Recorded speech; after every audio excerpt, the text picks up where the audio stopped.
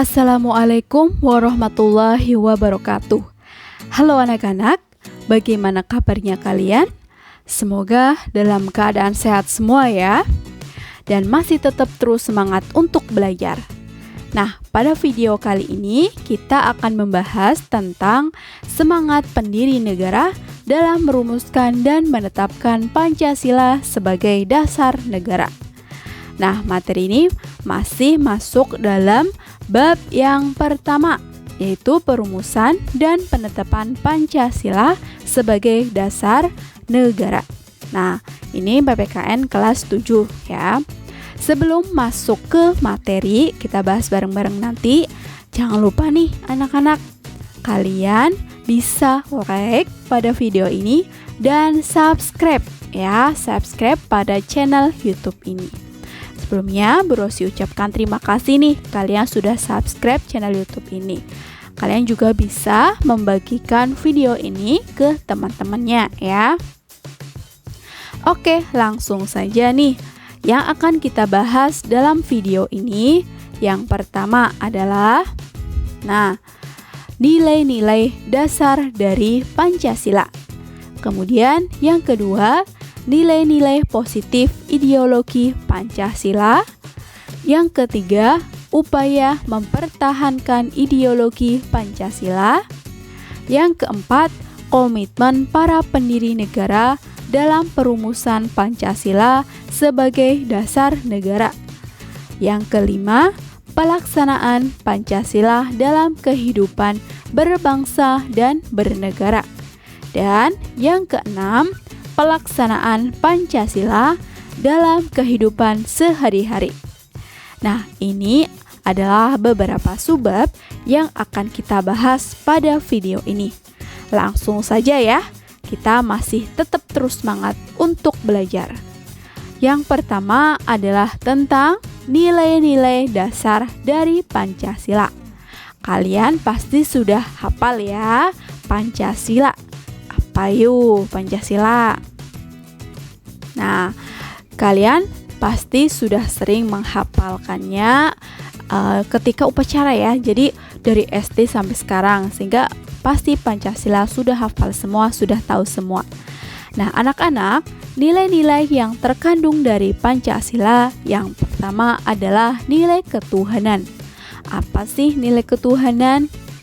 Nah, seperti yang kita ketahui, Indonesia itu memiliki beberapa agama ya. Nah, ada 6 agama yang ada di Indonesia. Kalian bisa menyebutkannya, bisa menuliskannya di kolom komentar, oke? Nah, nilai ketuhanan itu yaitu apa?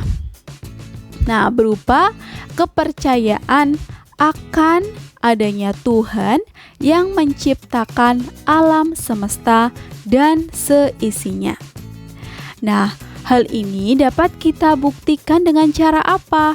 Yaitu kita bisa berbuat ya dengan cara perbuatan yang taat pada perintah Tuhan dan menjauhi larangan Tuhan sesuai dengan nilai-nilai agama atau kepercayaan yang dianut. Nah, seperti misalnya sebagai seorang muslim kita tahu ya mana yang halal dan mana yang haram, atau mana sih ya perbuatan dosa ya yang harus kita jauhi ya gitu. Itu adalah nilai ketuhanan, kita percaya akan adanya Tuhan ya. Kemudian yang kedua adalah nilai kemanusiaan. Nah, apa sih nilai kemanusiaan?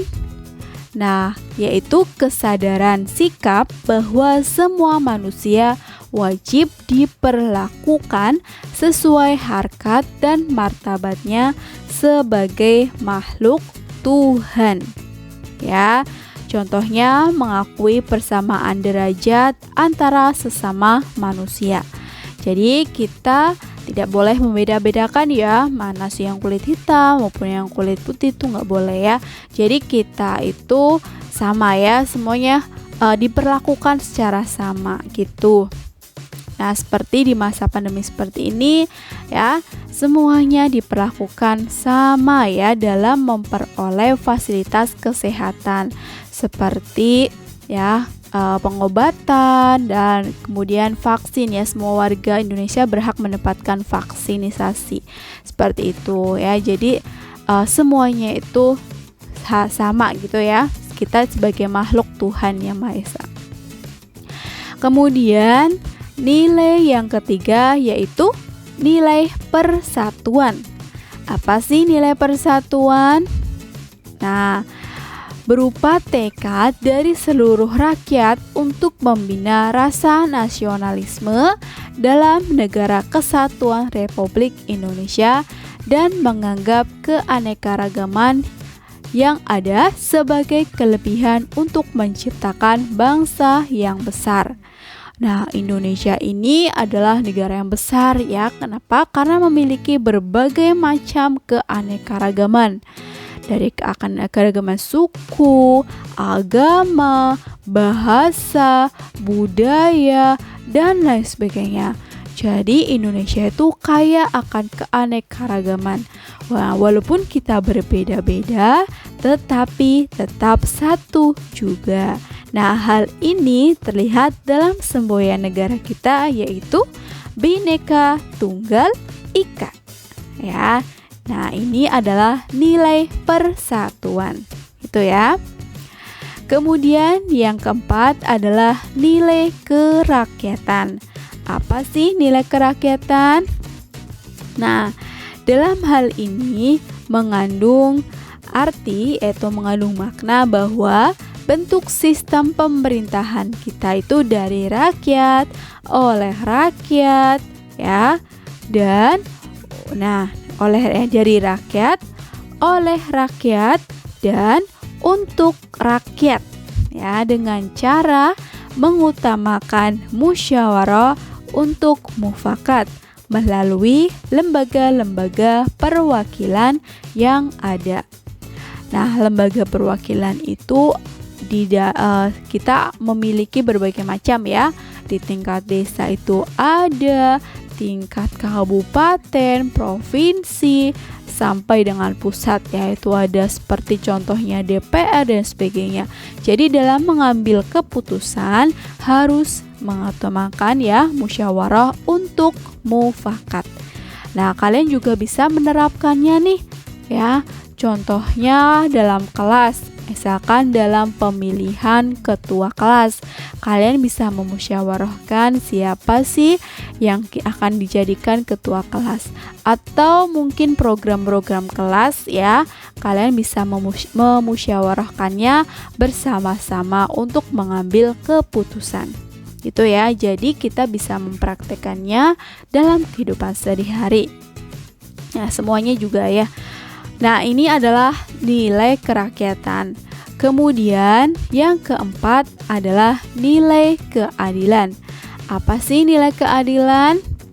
Nah, nilai keadilan itu menciptakan ya, jadi pada nilai keadilan itu mengandung makna bahwa dasar dan tujuan negara kita adalah untuk menciptakan kehidupan ya, atau menciptakan masyarakat berbangsa dan bernegara yang adil dan makmur serta sejahtera secara lahir maupun batin. Ya, jadi tujuannya itu ini, gitu ya. Jadi ini adalah nilai keadilan. Selanjutnya yaitu nilai-nilai positif ideologi Pancasila. Nah, seperti yang kita ketahui ya, bahwa Pancasila itu kan sudah memenuhi syarat sebagai ideologi negara. Kenapa? Ya, karena sudah memenuhi kriteria sebagai ideologi yang terbuka. Nah, ideologi terbuka tuh yang seperti apa sih? Nah, anak-anak perlu kita ketahui nih, jika kita berpikir bahwa ya ideologi terbuka ini dapat kita lihat dari kegiatan yang pertama, dinamika masyarakat yang berkembang dengan cepat ya. Kemudian yang kedua, hilangnya bentuk ideologi tertutup ya. Kemudian pengalaman sejarah bangsa Indonesia ya, seperti yang kita ketahui ya, bahwa bangsa Indonesia itu kan telah mengalami proses yang panjang, perjuangan yang panjang ya, untuk merdeka itu melalui proses yang panjang. Kemudian tekad mengembangkan nilai-nilai dasar Pancasila secara kreatif dan dinamis dalam rangka mencapai tujuan nasional. Nah, ini mengenai ideologi Pancasila. Nah, sebelumnya kan kalian sudah tahu ya apa itu ideologi, itu ada di video sebelumnya gitu. Nah, jadi meskipun Pancasila itu mempunyai kriteria sebagai ideologi yang terbuka, namun tetap ada batas-batasnya anak-anak. Nah, batas ini yang tidak boleh dilanggar apa saja, yaitu ada stabilitas nasional yang dinamis, kemudian larangan terhadap ideologi komunis. Ya, jadi komunis itu nggak boleh ada di Indonesia, gitu ya. Kemudian yang ketiga itu ada mencegah berkembangnya ideologi liberalisme. Ya, jadi liberalisme juga nggak boleh ada di Indonesia, gitu ya. Nah, ini adalah mengenai nilai-nilai positif ideologi Pancasila. Kemudian, upaya mempertahankan ideologi Pancasila.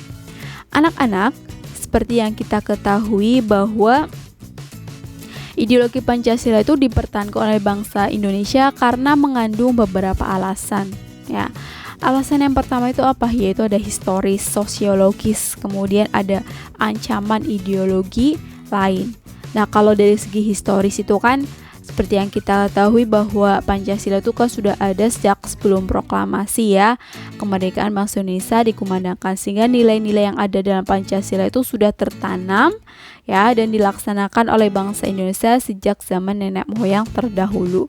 Kemudian kalau sosiologis itu nilai Pancasila yang harus dikaji dan dikembangkan karena persatuan dan kesatuan bangsa akan terancam jika kepercayaan pada ideologi Pancasila melemah. Kemudian ada ancaman ideologi lain. Nah, dalam rangka mengatasi ini ya, jadi untuk mengatasi ancaman ideologi dapat kita lakukan dengan berbagai macam upaya. Apa sih upaya mempertahankan ideologi Pancasila? Yang pertama nih, kita bisa meresapi cita-cita yang terkandung dalam ideologi Pancasila. Nah, tadi kan sudah dijelaskan ya apa saja sih ideologi Pancasila. Nah, jadi kita harus tahu nih ya, harus meresapi cita-citanya yang terkandung dalam ideologi Pancasila. Kemudian yang kedua yaitu pengamalan Pancasila dalam kehidupan sehari-hari.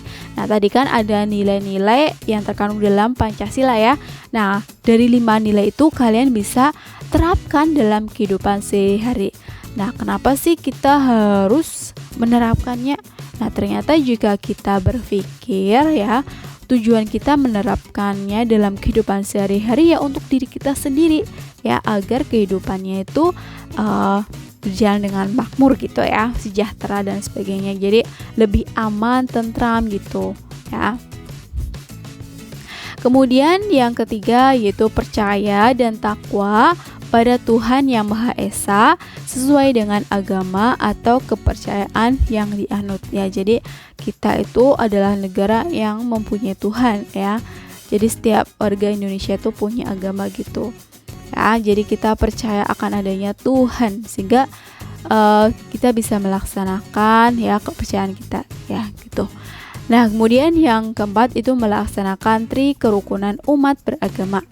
Dan yang kelima yaitu mematuhi norma-norma yang berlaku di masyarakat ya. Jadi dalam masyarakat itu ada norma-normanya. Apa saja norma-normanya itu nanti ya akan kita bahas lebih lengkapnya itu di bab yang kedua. Tapi ini intinya itu adalah peraturan gitu ya yang ada di masyarakat tuh kita nggak boleh melanggarnya ya. Jadi kita harus mematuhi aturan-aturan yang ada di masyarakat gitu ya. Nah, ini mengenai upaya mempertahankan ideologi Pancasila. Nah, sebenarnya masih ada lagi yaitu upaya mengamankan ideologi Pancasila. kalau mau mengamankan ideologi Pancasila itu bisa kita menggunakan langkah membina pendidikan kewarganegaraan, membina kesadaran wawasan Nusantara, membina ketahanan nasional dan lain sebagainya. Gitu ya. Nah, kemudian ada komitmen para pendiri negara dalam perumusan Pancasila sebagai dasar negara. Apa saja sih komitmen para pendirinya? Nah, komitmen para pendiri negara dalam merumuskan Pancasila memiliki ciri-ciri. Ya, ciri-cirinya itu apa saja? Yang pertama nih, mengutamakan semangat persatuan, kesatuan, dan nasionalisme. Nah, pendiri negara itu memiliki semangat persatuan dan kesatuan ya serta nasionalisme itu yang tinggi. Hal ini tuh bisa diwujudkan dalam bentuk mencintai tanah air dan mendahulukan kepentingan bangsa dan negara di atas kepentingan pribadi maupun golongan. Nah, ini ciri komitmen pribadi yang pertama. Yang kedua, adanya rasa memiliki terhadap bangsa Indonesia. Nah, jadi para pendiri negara itu dalam merumuskan dasar negara Pancasila dilandasi oleh rasa memiliki terhadap bangsa Indonesia. Oleh karena itu, nilai-nilai yang lahir dalam Pancasila berasal dari bangsa Indonesia sendiri. Seperti nilai ketuhanan, kemanusiaan, persatuan, musyawarah, dan keadilan sosial adalah nilai-nilai yang berasal dan digali dari bangsa Indonesia, gitu ya. Kemudian ciri yang ketiga ada selalu bersemangat dalam berjuang. Nah, ini sudah pasti ya, kalau nggak semangat nggak mungkin negara kita merdeka ya. Jadi para pendiri negara kita itu selalu semangat dalam berjuang. Maka kita juga harus mencontohnya ya anak-anak. Kita harus tetap semangat ya. Contohnya semangat belajar ya, itu juga berjuang gitu. Nah, jadi para pendiri negara itu selalu bersemangat dalam memperjuangkan dan mempersiapkan kemerdekaan bangsa Indonesia. Nah, contohnya itu ada siapa saja nih? Kalian bisa menyebutkan. Coba nih sebutkan para pendiri negara ya di kolom komentar, oke? Nah, selanjutnya ciri yang keempat ada mendukung dan berupaya secara aktif dalam mencapai cita-cita bangsa, yaitu merdeka, bersatu, berdaulat, adil, dan makmur. Nah, ini adalah cita-cita bangsa Indonesia gitu ya. Kemudian yang kelima yaitu melakukan pengorbanan pribadi. Tentu saja ya, ini sudah sangat jelas ya, dengan cara menempatkan kepentingan negara di atas kepentingan pribadi serta mendukung keputusan yang mengutamakan bangsa dan negara.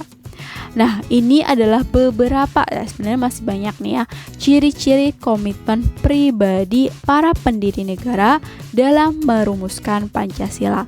Nah, tentu saja kita harus meneladani para pendiri negara ini ya.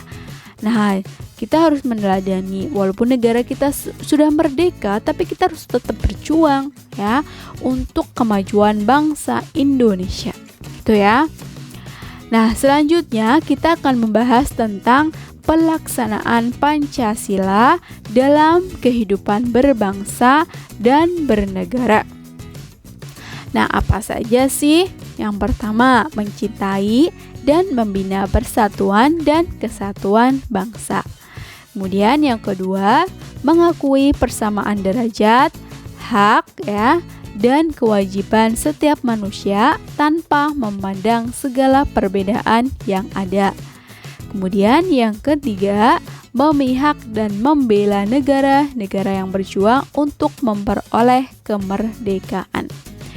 Ya, kemudian yang keempat, membayar pajak nih sesuai peraturan yang berlaku. Jadi nanti suatu saat jika kalian sudah dewasa ya anak-anak, kalian harus taat dengan pajak.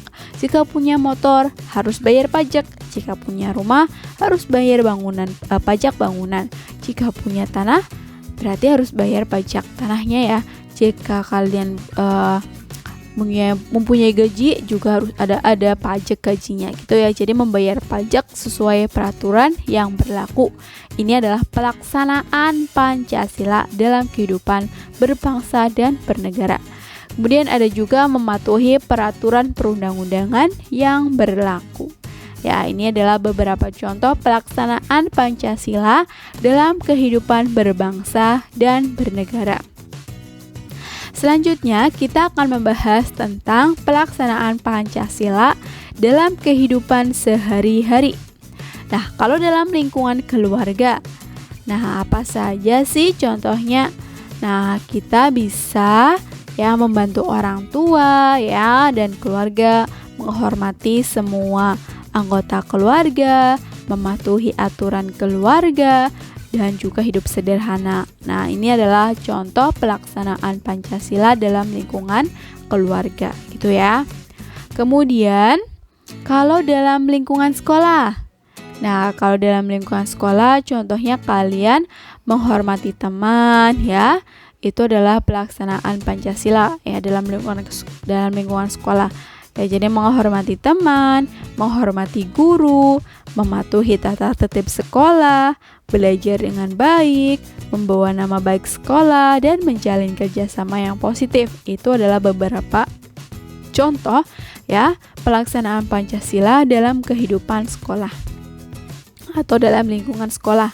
Kemudian yang ketiga dalam lingkungan masyarakat. Nah, kalau dalam lingkungan masyarakat, contohnya kita bisa bergotong royong ya, melaksanakan siskampling, mencegah pencemaran lingkungan ya. Nah, kemudian menjaga kebersihan lingkungan. Ya, ini adalah contoh pelaksanaan dalam kehidupan masyarakat. Dan sebenarnya contoh-contoh tadi pelaksanaan Pancasila ya sebenarnya untuk diri kita sendiri ya, jika kita berpikir oh ternyata jika kita melaksanakannya kembali lagi ke diri kita sendiri ya.